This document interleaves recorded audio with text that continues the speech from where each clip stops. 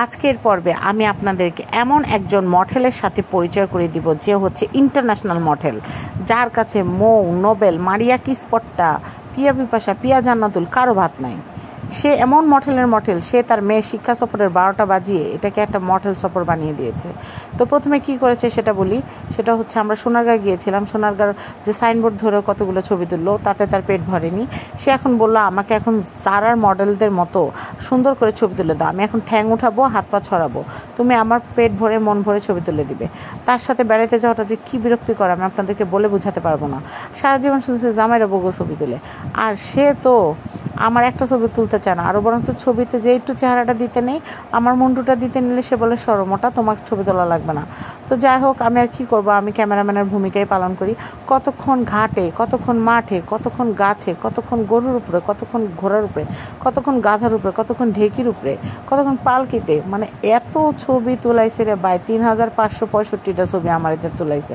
আবার মন মতো যদি না হয় কয় আবার তুলে দাও, মানে কি যে বিরক্তিকর, মানে বলার বাইরে। এই দেখেন ঢেকি একটা পায়ে ঢেকির মধ্যে পাট দেওয়া শুরু করেছে। বেটা মানুষে ঢেকিতে পাট দেয়, কে তারে বুঝাইবো কন? সে বলে কি দূর তুমি বাদ দাও এসব, আমার তাতে ছবি তুলে দাও। আর সেই ছবিগুলো পোস্ট করে একা একা তার ফেসবুকে।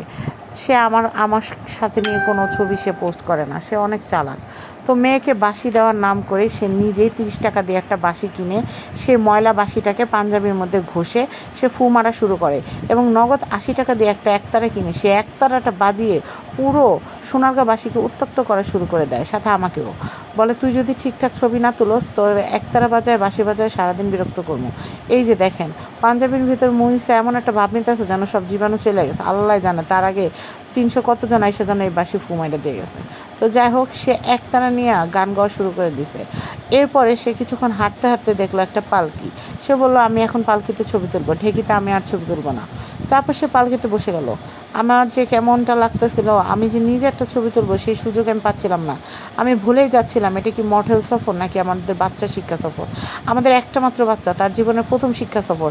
আমরা বাবা মা হিসেবে এটা আমাদের জীবনের প্রথম শিক্ষা সফর, কিন্তু না। এই যে দেখেন এই ভদ্রলোক আমাকে দিয়ে তো ছবি তুলিয়েছে, এখন নিজেও ছবি তুলছে। আমার নাকি ছবি তোলা হয় না, আমি নাকি প্রকৃতির ছবি তুলি না, শুধু নাকি মাথা মুন্ডুর ছবি তুলি। তো যাই হোক, পিছনে একটা সাদা দালান আছে, আপনারা জানেন যে একদম সোনারগাঁতে ঢুকতে একটা সাদা দালান, এটা নাকি তার।